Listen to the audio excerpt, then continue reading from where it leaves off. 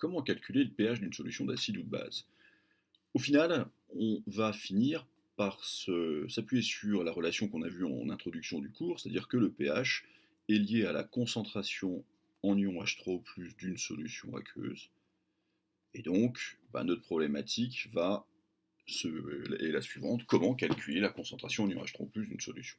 Alors si on est dans le cas d'un acide fort, pas de problème, puisque l'acide se dissocie complètement au contact de l'eau pour donner des ions H3O+. Et que, alors là, on voit qu'on n'a que des coefficients stoichiométriques qui sont à 1. Donc si on a dissous n mol d'acide, ça veut dire qu'on obtiendra en solution n mol d'ion H3O+. Et donc si la solution a un volume V, eh bien pour calculer la concentration en ion H3O+, il suffira de calculer ou de diviser n sur V. La question est donc relativement simple à résoudre, c'est une question basique de chimie. Évidemment, si on a des coefficients stoichiométriques autres que 1, eh bien il suffira dans ce cas d'écrire un tableau d'avancement et puis de calculer au final la quantité d'ions H3O+ présents dans la solution.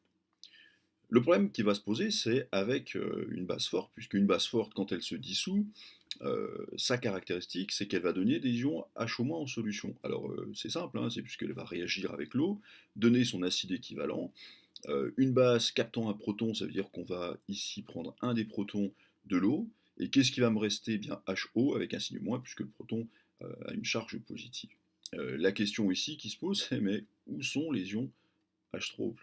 Comment donc calculer le pH? Or, on sait bien qu'une solution basique, si je dissous une base forte, par exemple de la soude, dans de l'eau, on obtient une solution qui est très basique, avec un pH qui va être entre 7 et 14.